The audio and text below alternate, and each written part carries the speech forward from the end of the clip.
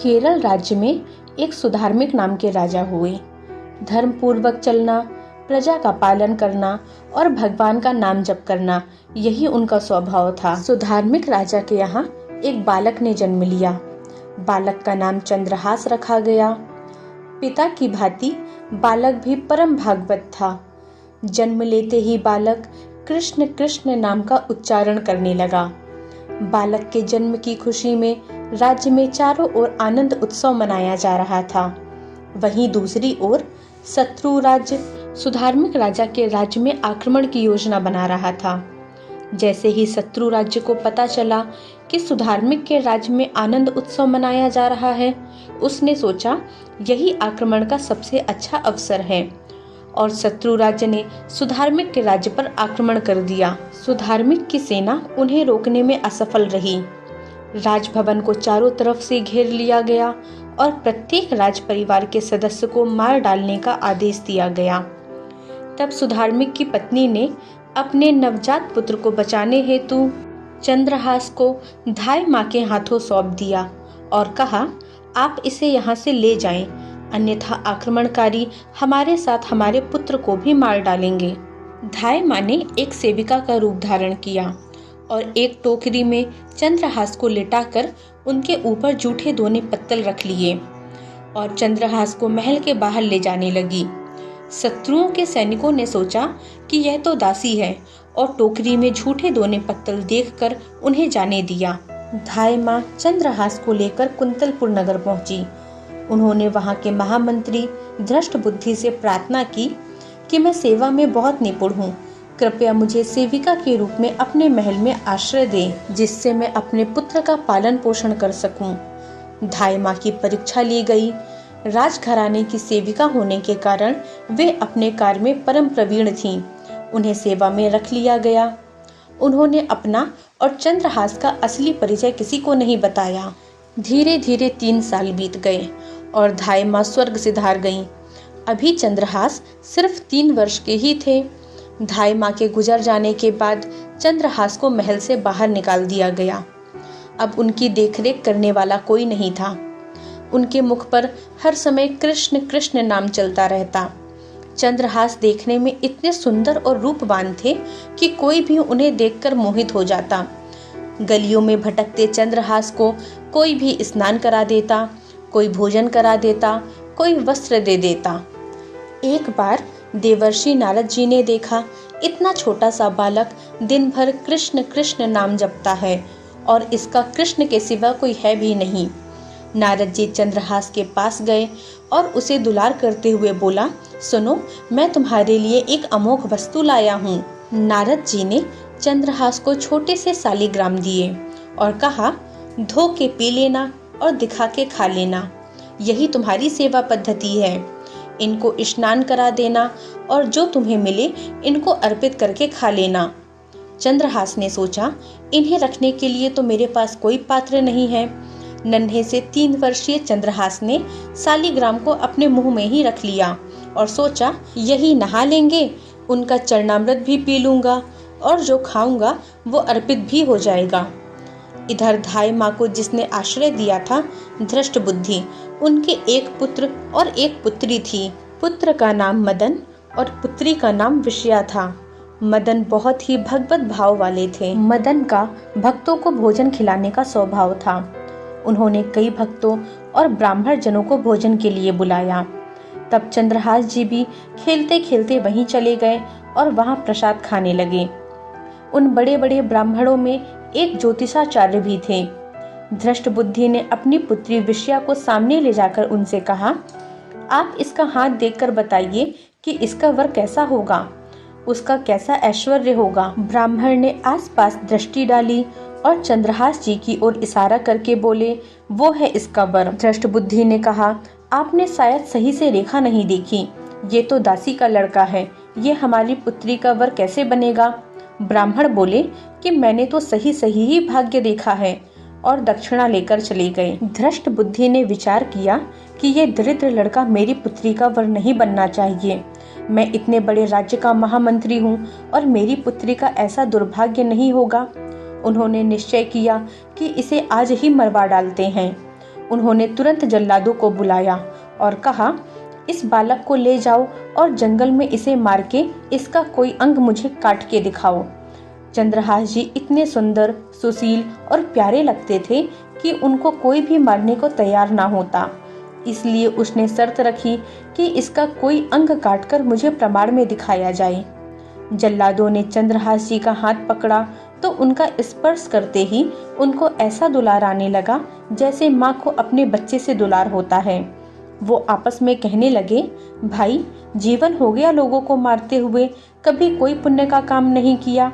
यह इतना सुंदर बालक जो हमारे चित्त को चुरा रहा है, इस धृष्ट बुद्धि मंत्री ने इसे मारने का आदेश क्यों दिया है? इस जन्म में न जाने कितनों को हमने काटा है, पर पता नहीं क्या हो रहा है। मेरे हृदय में ऐसी हिम्मत ही नहीं हो रही कि मैं इस बालक को मार सकूं। दूसरे ने कहा, अगर तुम उसको नहीं मारोगे तो तुम मारे जाओगे, कुछ तो करना पड़ेगा। जल्लाद चंद्रहास जी को एकांत जंगल में ले गए और कहा कि क्या तुम जानते हो कि हम तुम्हें यहाँ क्यों लाए हैं? चंद्रहास जी की आयु 5 वर्ष की थी। वो बोले, मुझे पता नहीं कि आप लोग मुझे यहाँ क्यों लाए हो। उन्होंने उत्तर दिया, हम जल्लाद हैं, धृष्ट बुद्धि ने तुम्हें मारने के लिए हमें भेजा है। तुम्हें कुछ भी पसंद हो तो तुम कहो, हम तुम्हारे लिए ला देंगे। जो तुम्हें चाहिए बोलो, पर हमारी इच्छा न होते हुए भी हमें तुम्हें मारना पड़ेगा। चंद्रहास जी बोले, मुझे तो कुछ नहीं चाहिए, बस थोड़ा सा समय चाहिए। मुझे मृत्यु का भय नहीं है। मेरी नित्य की एक पूजा है, मैं वो कर लूं, उसके बाद आप मुझे मार देना। उन्होंने कहा, हाँ, हम तुम्हें समय देते हैं, तुम किसी को पुकार भी सकते हो, जो तुम करना चाहो कर सकते हो। चंद्रहास जी ने कहा, मैं तो अनाथ हूँ, श्री कृष्ण के अलावा मेरा कोई नहीं, मैं किसको पुकारूं? मेरा आश्रय तो एकमात्र प्रभु ही है। ये कहते हुए चंद्रहास जी ने अश्रु बहाते हुए शालिग्राम जी को अपने मुख से निकाला और बोले, प्रभु, मुझे तो कोई ज्ञान नहीं कि आपकी सेवा कैसे की जाती है। मैं तो अपने मुख में आपको रखता हूँ। अब मेरे जीवन का अंत होने जा रहा है। बस मैं यही प्रार्थना करता हूँ कि मैं आपके ही समीप पहुँचकर आपका ही स्मरण करूँ, आपसे कभी विलग न हो पाऊँ। इतना कहकर चंद्रहास जी ने जल्लादों की तरफ देखा और इशारा किया कि अब मुझे मार दो। एक जल्लाद उनका भाव देखकर बैठ गया और दूसरे से बोला, भाई, भले तुम या धृष्ट बुद्धि मुझे मार दो, लेकिन मैं इस बालक को नहीं मार पाऊंगा, मेरी हिम्मत नहीं है। दूसरे जल्लाद ने भी सहमति देते हुए कहा, इस बालक में कुछ विशेषता तो है। इसके पैरों में देखो, बाएं पैर में 6 उंगलियां हैं। इसकी एक उंगली काटकर हम ले जाते हैं और इससे प्रमाण भी सत्य हो जाएगा कि हमने इसे मार दिया। उसके बाद कौन ही इस बालक को ढूंढेगा? यूं ही जंगल में इसे छोड़ देते हैं। जल्लादों ने ऐसा ही किया और जाकर धृष्ट बुद्धि को उंगली दिखा दी कि बालक को हमने मार दिया। जंगल में चंद्रहास जी की जो उंगली काटी गई थी, उससे रक्त प्रवाह हो रहा था। हे कृष्ण, हे जगन्नाथ, हे वासुदेव, हे जनार्दन, ऐसे नाम उच्चारण करते हुए चंद्रहास जी मूर्छित होने लगे। मृग, शावक और सब पंछी आदि ने आकर चंद्रहास जी को घेर लिया। चंद्रहास जी मूर्छा अवस्था में भी कृष्ण, गोविंद, दामोदर, माधव ऐसे उच्चारण करते रहे। कुंतलपुर के ही अधीन एक चंदनपुर नाम की राजनगरी थी। वहां के राजा को पुत्र प्राप्त नहीं हो रहा था। चंदनपुर के राजा कुंतलपुर को कर दिया करते थे। वह कर देने कुंतलपुर जा रहे थे। उन्होंने जब जंगल में बहुत से मृग और पंछियों को एक जगह घेरे हुए देखा तो वे रुक गए। उन्होंने जाकर देखा तो एक दिव्य तेजोमय बालक मूर्छित अवस्था में पड़ा था और उसकी उंगली से रक्त प्रवाह हो रहा था। उन्होंने चंद्रहास जी को गोद में उठाया और आनंदित हो गए। मेरा दान पुण्य सफल हुआ जो मुझे ऐसा सुंदर बालक मिला। राजा चंद्रहास जी को लेकर घर आए और हृदय में भगवान का बार बार कृपा प्रसाद मानते रहे कि भगवान ने मुझे पुत्र दिया। उन्होंने चंद्रहास जी से पूछा कि तुम्हारे माता पिता कौन हैं? तो चंद्रहास जी ने उत्तर दिया, श्री कृष्ण, उनके अलावा मेरा कोई नहीं। राजा समझ गए कि भगवान ने ही कृपा करके मुझे ऐसा महाभागवत पुत्र दिया है। राज्य में बड़ा उत्सव मनाया गया। राज सिंहासन का अग्रिम अधिकारी युवराज पद चंद्रहास जी को दे दिया गया। पूरे राज्य में आनंद की वर्षा होने लगी। राजा ने विचार किया कि ऐसा प्रतापी भक्त हमारे यहाँ आया है तो अब हमें किसी को कर देने की क्या जरूरत। लगातार 3 बार जब तक सम्राट कुंतलपुर के पास कर नहीं पहुंचा तो उन्होंने मंत्री को भेजकर इस समस्या को सुलझाने का आदेश दिया। मंत्री चंदनपुर राज्य में पहुंच गया। वहां चंद्रहास जी का ऐसा प्रभाव था कि सब कृष्ण भजन करते और आनंद में मग्न रहते। धृष्ट बुद्धि ने उन्हें पहचाना और सोचा कि यह तो वही बालक है और विचार किया कि यह तो बहुत अनिष्ट हो गया। हमने तो इसे मारना निश्चित किया था और जल्लादों ने इसको छोड़ दिया और अब तो ये राजा का राजकुमार बन गया है। उन्होंने राजा से कहा, पहली बात, इस बालक को युवराज पद पर बिठाने से पहले तुम्हें सम्राट को सूचना देनी चाहिए थी और दूसरी बात, अभी तक तुमने कर नहीं दिया है। सम्राट चाहे तो एक क्षण में तुम्हारे राज्य को नष्ट कर देंगे। चंदनपुर के राजा ने हाथ जोड़कर कहा, महाराज अब आप ही हमारी रक्षा कर सकते हैं। मंत्री के मन में था कि किसी भी तरह चंद्रहास जी को मरवाना पड़ेगा क्योंकि ब्राह्मण ने बताया था कि वे ही उनकी पुत्री के वर होंगे। मंत्री ने कहा, यदि आप चंद्रहास जी को सम्राट के पास भेज देते हैं तो वो निश्चित ही प्रसन्न हो जाएंगे और आपके इस अपराध को क्षमा कर देंगे। राजा ने यह बात स्वीकार कर ली। मंत्री धृष्ट बुद्धि ने एक चिट्ठी लिखी और चंद्रहास जी को देते हुए कहा, इसे खोलकर मत पढ़ना। वहां पहुंचते ही यह चिट्ठी मेरे पुत्र मदन को दे देना। वो सम्राट से मिलने, माफी मांगने आदि सब में तुम्हारी सहायता कर देगा, पर यह चिट्ठी तुम रास्ते में खोलकर मत देखना। चंद्रहास जी ने पत्र को अपनी पगड़ी में बांध लिया और कुंतलपुर की ओर चल पड़े। अब उनका किशोर अवस्था में प्रवेश हो चुका था। कुंतलपुर के बाहर ही एक बगीचा था। चंद्रहास जी ने अपना घोड़ा वृक्ष में बांध दिया और भगवत स्मरण करते हुए वहीं लेट गए। थोड़ी देर में उन्हें नींद आ गई। कुछ समय पश्चात धृष्ट बुद्धि की वही पुत्री, जिसका ज्योतिषाचार्य के अनुसार चंद्रहास से विवाह होना था, अपनी सहेलियों के साथ वहां आई। घोड़ा बंधा देखकर उन्हें ज्ञात हुआ कि कोई यात्री भूल से राजवाटिका में आ गया है। उनकी नजर सो रहे चंद्रहास जी पर पड़ी। देखते ही पूर्व विधान के अनुसार उसका चित्त लुट गया। यह कौन इतना सुंदर नव किशोर अवस्था का युवक है। उसे चंद्रहास जी की पगड़ी में एक चिट्ठी दिखाई दी तो उसने झुककर चुपचाप वह चिट्ठी उठा ली और चिट्ठी खोलकर पढ़ने लगी। उसमें संस्कृत में मंत्री के पुत्र मदन के लिए संदेश लिखा था। हे मदन, उचित अनुचित का विचार छोड़कर आते ही इस युवक को विष प्रदान कर दो। यह मेरा प्रिय कार्य होगा। मंत्री की पुत्री को बड़ा दुख हुआ कि पहली ही दृष्टि में इन्हें सोता देखकर मेरे प्राण समर्पित हो गए, लेकिन पिताजी तो इतने सुंदर नव किशोर को विष देने की बात लिख रहे हैं। उन्होंने काजल लिया और विष को विषया कर दिया। अब पत्र का अर्थ बदल गया। हे मदन, उचित अनुचित का विचार छोड़कर आते ही इसे विषया प्रदान कर दो। यह मेरा प्रिय कार्य होगा। उसने पत्र वहीं उनकी पगड़ी में वापस रख दिया और अपने घर जाकर प्रतीक्षा करने लगी। चंद्रहास जी उठे और मंत्री के घर पहुंचकर मदन से मिले।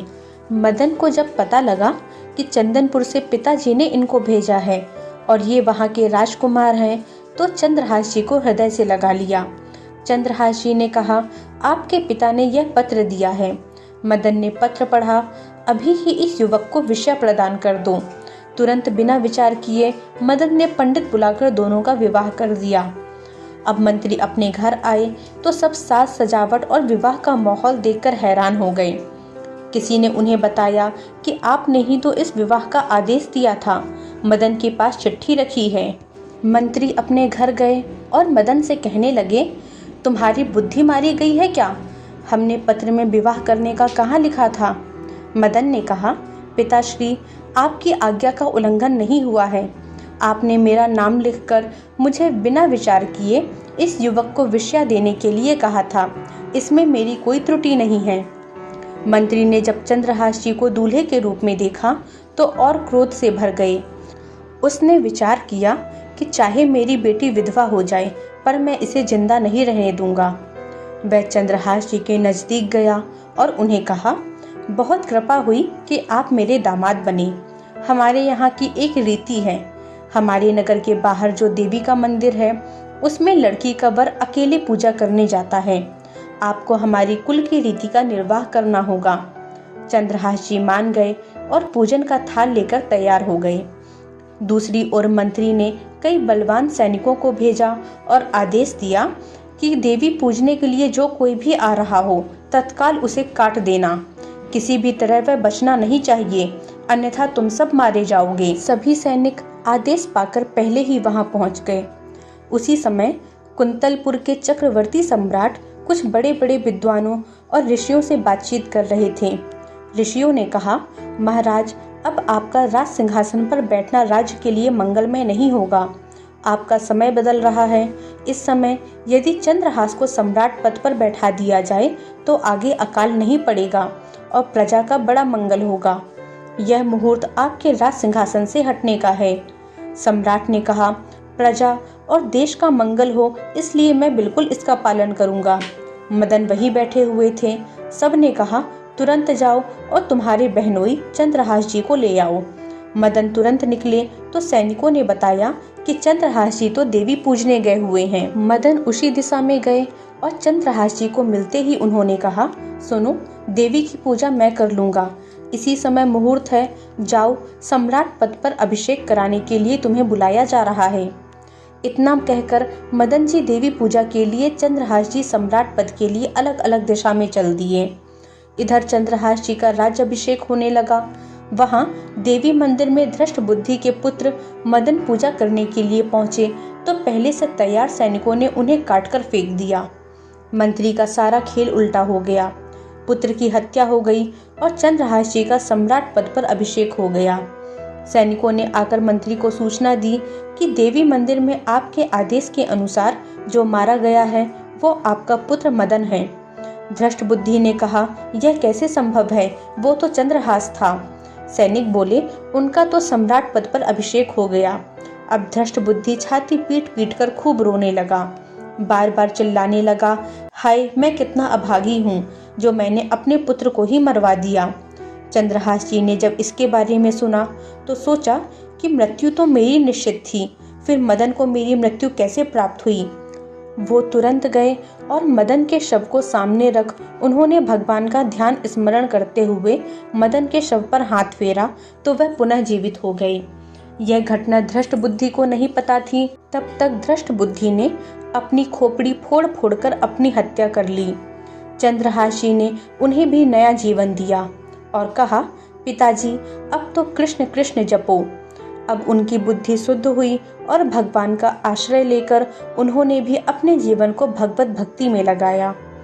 अगर आपको यह कथा पसंद आई हो तो वीडियो को लाइक करें, कमेंट्स करें और अपने मित्र तथा प्रियजनों के साथ इसे अवश्य साझा करें और भक्ति कथामृत चैनल को सब्सक्राइब करना ना भूलें। मिलते हैं एक अन्य कथा के साथ, तब तक के लिए जय श्री हरि।